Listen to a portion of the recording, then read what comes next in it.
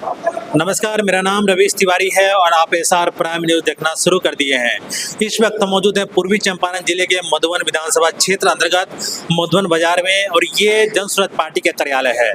आज जनसुरत पार्टी के द्वारा मधुबन विधानसभा के कार्यालय में चुनावी अभियान का आगाज किया गया, यानी कि आज से जनसुरत पार्टी ताबड़तोड़ तरीके से अपना चुनावी प्रचार ग्रामीण क्षेत्र में जाके करेगी और भ्रष्टाचार के खिलाफ आवाज उठाएगी। हमारे साथ जनसुरत पार्टी के नेता अमित सिंह जी उपस्थित हैं। आइए इनसे जुड़ते हैं और जानते हैं कि इनकी क्या रणनीति है। सबसे पहले अमित जी, स्वागत है आपका हमारे चैनल में। बहुत बहुत धन्यवाद आपका। आज के पीसी के पीछे का मुख्य उद्देश्य क्या? आज के पीसी के पीछे का मुख्य उद्देश्य ये था कि मधुबन में आज से हमारे चूँकि हमारा चुनावी चल भी रहा है, लेकिन आज से शुरुआत बहुत तेजी से हो गई है। साथ ही साथ आगे आने वाले समयों में 3 अक्टूबर को हमारा पहला कार्यकर्ता सम्मेलन मधुबन विधानसभा का होगा मधुबन ब्लॉक में, दूसरा 5 तारीख को फिनारा प्रखंड में और 6 तारीख को पकड़ीदयाल प्रखंड में। उसके बाद मधुबन में विगत 20 सालों में एनडीए की सरकार रही है। 10 साल यहाँ जेडीयू की सरकार रही है, जिससे माननीय विधायक शिवजी राय जी रहे हैं, और 10 साल यहाँ से भी भाजपा विधायक हैं राणा रणधीर सिंह जी। इन 20 सालों में मधुबन का दशा से दशा करा दिया गया, दुर्गम स्थिति में भेज दिया गया है। यहाँ की स्थिति बद से बदतर है, अस्पतालों की स्थिति बद से बदतर है, ब्लॉकों के भ्रष्टाचार चरम सीमा पे है। तो इन सभी मुद्दाओं को लेकर हमारे जो भावी प्रत्याशी हैं विजय कुशवाहा जी और मनोज सिंह जी, उनके साथ हमारे प्रभारी लोगों ने एसपीसी किया है और आगे की रणनीति पे हम लोगों ने बैठक भी किया है। आगे की रणनीति क्या कुछ बनाया गया है आगामी विधानसभा चुनाव को देखते हुए, और ये चुनाव अभियान जो आप लोग शुरू किए हैं इसको? आगे की रणनीति ये बनाया गया है कि सभी कार्यकर्ताओं को एक बार रिचार्ज कर देना है, समय कम है, और घर घर गांव वार्ड गली गली जाकर प्रशांत जी की बातों को और जनसुराज की बातों को एक लोगों तक पहुंचाना। कई ऐसे राजनीतिक विशेषज्ञों का कहना है कि पहले के जो नेता हुआ करते थे एक आंदोलन के उपज हुआ करते थे। प्रशांत किशोर इस पार्टी में अकेले पड़ जा रहे हैं। उनके जो बाकी के जो कार्यकर्ता हैं, जो नेता हैं, जो प्रखंड लेवल या आपका अनुमंडल लेवल में या जिला स्तरीय हैं, उन लोगों का ऐसा कुछ कार्य दिख नहीं रहा है। तो इन बातों में कितनी सच्चाई? देखिए, बिहार के पॉलिटिक्स को अगर आप बहुत सही तरीके से देखेंगे तो इतने कम समयों में कौन सी ऐसी पार्टी है जिसने हिम्मत दिखाया है 243 सीटों पर लड़ने का अकेले दम पे। एनडीए इतनी बड़ी पार्टी है, भाजपा इतना बड़ा विश्व की सबसे बड़ी पार्टी अपने आप को कहती है, लेकिन कितनी पार्टियां मिलकर चुनाव लड़ती है। तेजस्वी यादव जी, जिनके पिताजी 20 सालों तक बिहार के मुख्यमंत्री रहे, माताजी मुख्यमंत्री रही, वो कितनी पार्टियों के साथ अब चुनाव लड़ रही हैं। चिराग पासवान जी को देख लीजिए, कितनी सीटों पे अपने आप को संतुष्ट कर लेते हैं। जीतन राम मांझी जी को देख लीजिए, कितने सीटों पे संतुष्ट हो जाते हैं। मुकेश सहनी जी को देख लीजिए। ये लोग तो हम लोगों से ज्यादा समय से राजनीति कर रहे हैं ना। हम लोग तो विगत दो सालों से सक्रिय राजनीति में है। जनसुराज 2 सालों की पार्टी है, फिर भी 243 सीटों पे लड़ने का हिम्मत कर रही है। सवाल था कि जितना मेहनत प्रशांत किशोर जी कर रहे हैं, क्या उतना मेहनत उनके ग्रामीण स्तर के नेता या प्रखंड स्तर के या अनुमंडल स्तर के जिला स्तर के नेता कर रहे हैं? वही बताना चाह रहा हूँ। अगर मैं मेहनत कर रहा हूँ तो मैं भी तो अनुमंडल स्तर का ही कार्यकर्ता हूँ, पंचायत स्तर का कार्यकर्ता हूँ।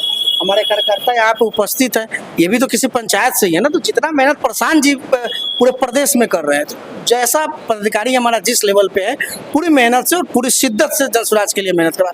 हो सकता है कि 1-2 विधानसभाएं ऐसे हो जहाँ पे कुछ त्रुटियां हो, लेकिन जनसुराज के एक कार्यकर्ता पूरे 243 विधानसभा में, जहाँ तक मेरी जानकारी है, बहुत शिद्दत से और बहुत मेहनत से और बहुत ईमानदारी से काम कर रहे हैं जनसुराज के लिए। आगामी विधानसभा चुनाव को देखा जाए तो मुद्दा क्या क्या होने वाला है?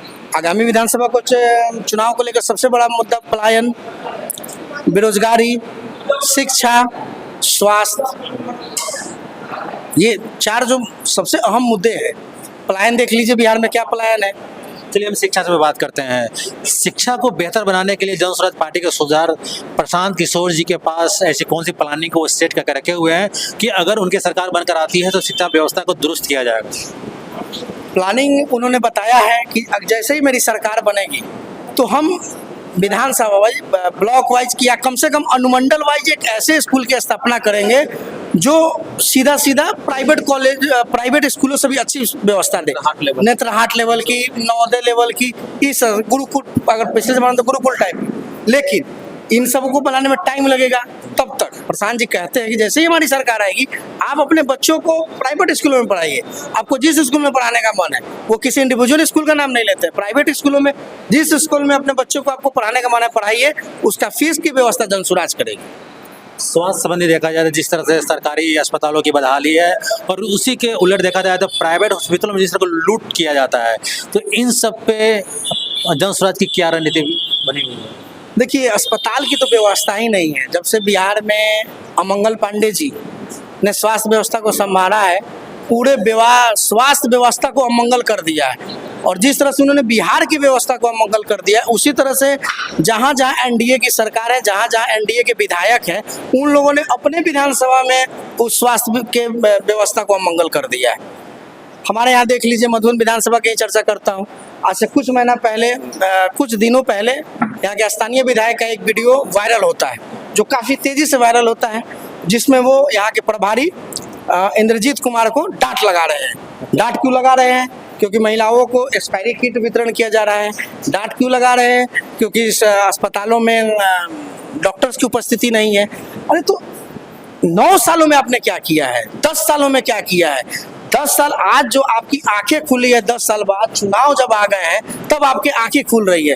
लेकिन ये 10 साल तो यहाँ के हमारी हजारों माताओं ने एक्सपायरी किट का यूज कर लिया, न जाने कितने लोग मर गए। मैं आपको बता देता हूँ एक कहानी छोटा सा। कुछ दिनों पहले एक मर्डर हुआ था बंजरिया में, एक मिस्त्री जी का, और उनकी मृत्यु इसी कारण हो गई कि अस्पताल में डॉक्टर्स नहीं थे। रात को मोतिहारी जाते जाते उन्होंने दम तोड़ दिया था, व्यवस्था के कारण। तो ये स्थिति है स्वास्थ्य व्यवस्था की। और दुर्भाग्य, इसको आप जो कह लीजिए कि मधुबन विधानसभा का कह लीजिए तब, या फिर पूरे बिहार का कह लीजिए तब, विपक्षहीन ये विधानसभा और बिहार। आप युवा हैं, आपने बेरोजगारी का जिक्र किया, आपने पलायन का जिक्र किया। निश्चित रूप से बिहार में एक बहुत बड़ी ये मुद्दा है, तो इसको रोकने के लिए प्रशांत किशोर जी के पास ऐसी कौन सी प्लानिंग है कि अगर उनकी पार्टी जीतकर आती है बिहार में तो उस पर वो काम करेंगे? देखिए, प्रशांत जी ने कहा तो है कि छठ में जो हमारे भाई बाहर नौकरी करते हैं घर आएंगे, वो फिर बाहर नहीं जाएंगे। उनके लिए 8 से 10 हज़ार की व्यवस्था उनके ही विधानसभा में, उनके ही गांव में, उनके ही पंचायत में करेंगे।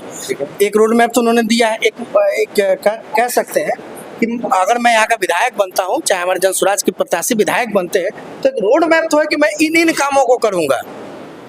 प्रशांत जी ने कहा तो है कि पलायन होगा तो मैं नहीं जाने दूंगा, युवा यहाँ से नहीं जाएंगे, उनके लिए रोजगार की व्यवस्था किया जाएगी, बेरोजगारी को दूर किया जाएगा। और पलायन का दर्द और बेरोजगारी का दर्द एक छोटी सी, मैं मधुबन की ही बातों से आपको बताना चाहता हूँ, क्योंकि मेरा ये गृह क्षेत्र, मेरे यहाँ से बहुत ज़्यादा लगाव है। हमारे 2 छोटे भाई जो कि अल्पसंख्यक समाज से आते हैं, मुस्लिम समाज से आते हैं, मैसी में उनका रोड एक्सीडेंट हो जाता है और उनकी दोनों भाइयों की मृत्यु हो जाती है।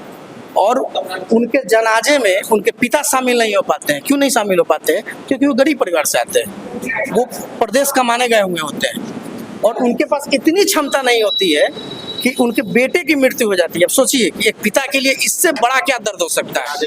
जनाजे में नहीं शामिल हो पाए। हम हुए थे, हमारे साथ हजारों लोग हुए थे, सबकी आंखें नम थी। तो इस पीड़ा को समझना होगा, बिहार के एक एक युवाओं को समझना होगा, एक एक गार्जियन को समझना होगा। अब सोचिए, किसी का अगर बेटा चला जाता है बाहर कमाने, बेंगलोर चला जाता है, और खुदा ना खास्ते अगर उनके घर में किसी पिता की देहांत हो जाती है, उनका बेटा बेंगलोर से मधुबन नहीं आ पाता है। क्यों नहीं आ पाता है? क्योंकि उसको फ्लाइट की टिकट की व्यवस्था नहीं है, तत्काल आने की सुविधा नहीं है। तो उस पलायन और उस बेरोजगारी के दर्द को समझिए। और इसी दर्द को समझकर प्रशांत जी पूरे बिहार में पलायन, बेरोजगारी, शिक्षा और स्वास्थ्य, ये 4 मुद्दे पे प्रशांत जी लगातार युवाओं को जगाने का काम कर रहे हैं, बिहार की जनता को जगाने का काम कर रहे हैं। हमारा प्रदेश बिहार कृषि प्रधान राज्य है। यहाँ पे 95% लोग खेती पर निर्भर करते हैं और ये बाढ़ प्रभावित क्षेत्र भी है जहाँ पे आप अपना आवास बता रहे हैं। तो किसानों की लागत को कम करने के लिए और उनकी आय को बढ़ाने के लिए दूसरा सवाल, और तीसरा सवाल कि बाढ़ से उनकी क्षति को पूर्ति करने के लिए ऐसी कौन कौन सी योजनाएं प्रशांत किशोर जी के पास है? देखिए, प्रशांत जी ने कृषि के लिए लोन मुहैया की बात कराई है। अब कृषि के देखिए, कहते हैं कि कम लागत जो लगता है वो लागत नहीं निकल पाता किसानों का। मैंने कभी खेती बाड़ी नहीं किया है। मेरे पिताजी किसान हैं, लेकिन मैंने कभी खेती नहीं किया, मुझे जानकारी भी नहीं है ज़्यादा। लेकिन एक चीज़ देखता हूँ, गाँव में देखता हूँ, बाबा लोग हमारे खेती करते हैं, तो जब खेती के लिए जब एक तो समय पे बरसात नहीं होती है, तो वो पानी पटाने के लिए जो भी नल होता है, नलकूप की व्यवस्था होती है, उसमें तेल डाल के मोटर चला के उसको किया जाता है, पानी पटाया सिंचाई किया जाता है। और साथ साथ जब खेतों में खाद की जरूरत होती है तो पूरे बिहार में खाद की किल्लत हो जाती है। 300 रुपये मिलने वाला यूरिया 1100 रुपये मिलने लगता है। तो जब कहते हैं ना कि लागत ही ज़्यादा लग जाती है, तो मुख कहाँ से वो निकल पाएगा, नहीं फायदा निकल पाएगा। तो सबसे बड़ी तो कालाबाजारी है, कोई रोड मैप नहीं है। सीधे अभी मान लीजिए कि अभी तो कुछ वर्षों से बाढ़ नहीं आ रही, लेकिन बाढ़ आते थे तो खेत का खेत पूरा किसानों का दहा जाता था, हम लोगों का इतने इतने पानी हो जाते थे, हम लोगों ने देखा है। तो प्रधान जी लगातार किसानों की भी बात कर रहे हैं। जो पाँच उन्होंने दिए हैं पारिवारिक लाभ का, उसमें किसानों की चर्चा की गई है कि कैसे किसानों के को लेकर उनके हम मुनाफे को बढ़ाएंगे। मनरेगा के तहत बिल्कुल, और भी जो योजनाएं होगी, चूंकि मुझे मैंने बताया कि खेती की मुझे ज़्यादा जानकारी नहीं। बाढ़ प्रभावित क्षेत्र होने के नाते जो किसानों की क्षति होती है, उस क्षति की पूर्ति करने के लिए क्या योजनाएं हैं प्रशांत किशोर जी के पास?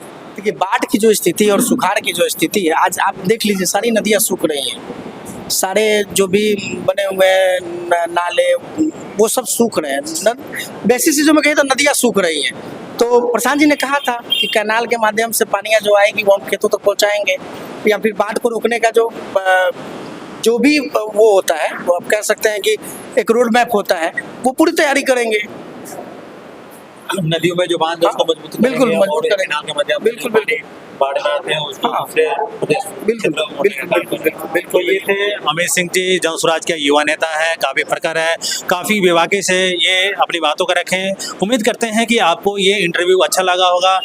तो मिलते हैं अगले वीडियो में, तब तक के लिए धन्यवाद।